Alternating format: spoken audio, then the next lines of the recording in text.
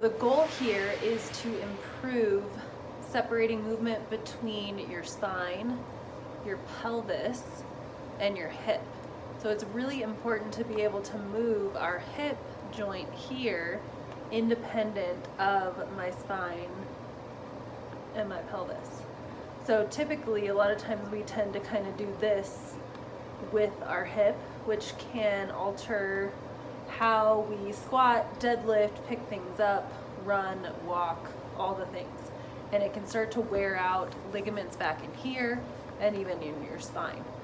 So what you can start to practice is stabilizing here using your core, bracing all the way around, and starting to see how far you can bring your knee up towards your chest without any movement here. So this is about where my hip stops, and then I can alternate and do the other side.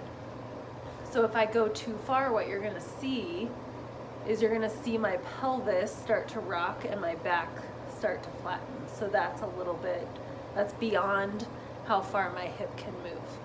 So it's important to stretch this direction as well, but we also need to learn how to use that range of motion.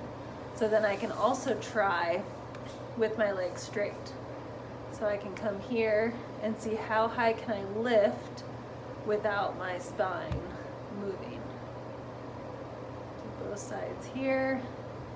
And then this is what happens if I go too far and my pelvis starts to move and my spine is moving as well. So one of the things this can be a hard thing to feel. One of the things you can do to start to help you notice when you're losing that position is sliding your hand in here. So that way I can feel when there's a change in this position. I can also put my hands on the front of my pelvis here. A lot of times people call this their hip, but this is your pelvis here.